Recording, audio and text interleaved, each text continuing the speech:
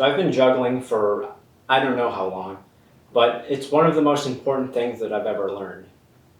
As a result, I've kind of become a juggling evangelist, and it's something that I really think everybody should learn how to do. Here's why.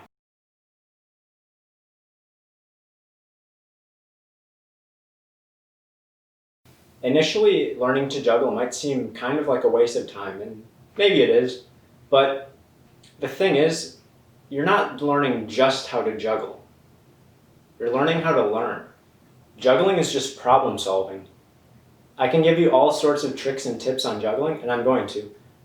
But if you can't identify where you're going wrong, where you're making your errors, and altering your actions to achieve the end goal of juggling, then those tricks and tips aren't worth anything. It's about learning, identifying your errors, and improving on them. Life in general requires us to be able to observe ourselves and what we're doing in order to grow and improve.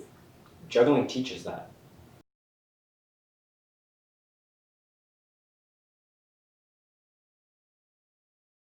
Even the most coordinated and athletically talented people are going to drop balls when they're learning to juggle.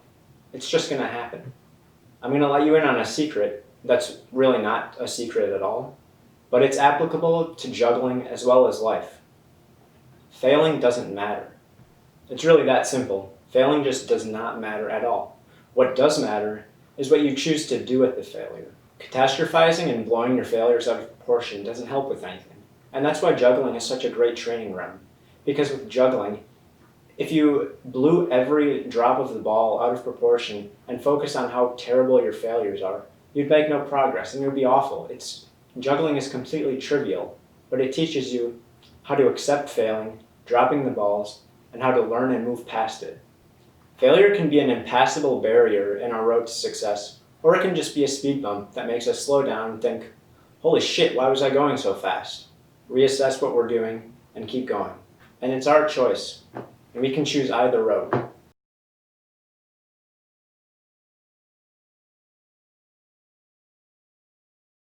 Juggling teaches patience. Nobody becomes a genius overnight.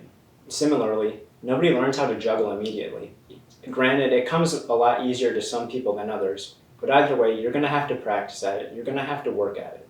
You need to put in the time and avoid getting fed up when you don't see immediate results. Learning and being on the brink of learning something can be frustrating and painful, but persevering and remaining resilient when you feel like you've had enough will pay dividends.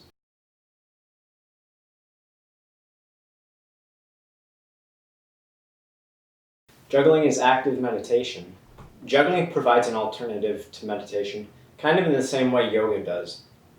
When you juggle, you're forced to pay attention to the state of your mind, your body and mind's relationship to your surroundings. Juggling forces you to push negative thoughts aside, to focus on the moment, and to breathe.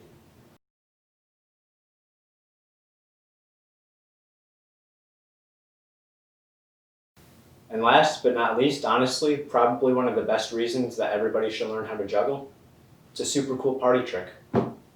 Few things at social gatherings have such a profound and entertaining effect as juggling. You can do it with just about anything. Fruit, tennis balls, decorations, knives, fire.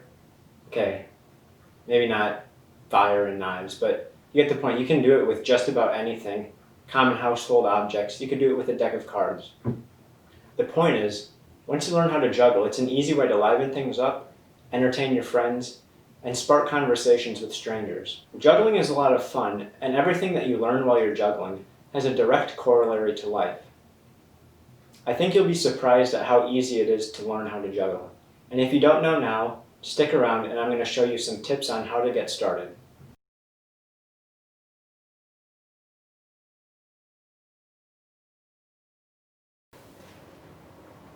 Okay, so this is what we're going to be learning how to do. This is just called a cascade. It's basically the most simple thing that you can do in juggling. Once you get better, you can do more tricks and stuff, kind of like these, or whatever you want, really. There's all sorts of tricks that you can do once you learn how to juggle, but we're just going to get started with doing the simple cascade. So the first thing you want to do is set two of your juggling balls down and just take one and really get used to, you know, just handling it basically, just tossing it back and forth. Maybe a couple tosses like this. Really just get used to catching the ball. It sounds simple. It sounds kind of like a step that you might want to skip, but just play around with it, get comfortable, loosen up maybe. The next thing that you do is take two. And what you're going to do is start with one hand, throw, and throw the other one. And wow, that was pretty poorly explained, but what you want to do, it's not this, where you throw one over the top and pass the other one underneath, or like that. You're not throwing it, and then it's not a throw, and then a pass underneath. It's a throw, and then a second similar throw. The way you want to think about it is as if when you're throwing the second ball and catching the first ball, it should be the same motion. So the first ball is thrown up, it goes up, it comes down. As you reach up to grab it, you release the second ball. So you release the second ball, it's in the air, and you catch the second ball, or the first ball, sorry. And that's basically it. So just focus on making the throw and the catch one move as smooth and as fluid as possible. And what you're going to do is you're going to try and do this. So you're juggling two balls, one hand, and really all that does is it teaches you how to do that transition quite well, I think. You throw one, and when it reaches the apex of its height, its highest point, you're going to begin throwing the second ball. And by the time you've let go of the second ball, the first ball is basically going to be right in position to drop into your hand. So throw it up, reaches its height, and throw the other one. It's all one motion. In the slow motion, you can see that a lot better. But then, once you get better at the timing and stuff, try stringing a couple passes together. And there's two ways you can do this. You can keep them next to each other so they're kind of like columns. Or you can just juggle one in front of the other. I find that this way, when it's one in front of the other, I tend to have more collisions like that.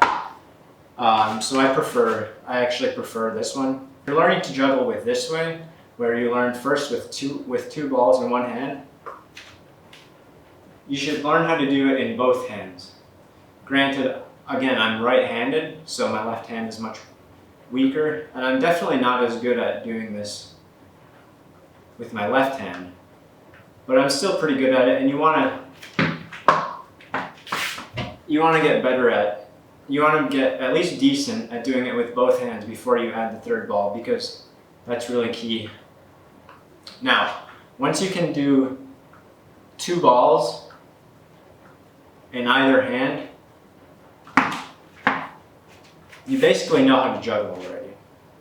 So I'll show you the last step, and it's really surprisingly easy. So just start juggling two balls in one hand and have the other ball already in your third hand. Now all you're going to do is on one throw, you're just going to switch to the other hand. And then switch back again. Switch again. Slowly increase how rapid you're transitioning. And sooner or later, you'll be basically juggling, you know? And then once you get more fluid, that's all it is. You're constantly switching hands. I hope this has encouraged you to learn how to juggle, because I think there's a lot of really great and applicable life skills that you can learn from it. It's also a really cool trick to impress your friends with. Anyways, that's all for this video. If you liked it, please give it a thumbs up, like and subscribe to my YouTube channel. You can also read more about this on my blog, which I'll have linked in the description. Anyways, thank you again for watching, and have a great day.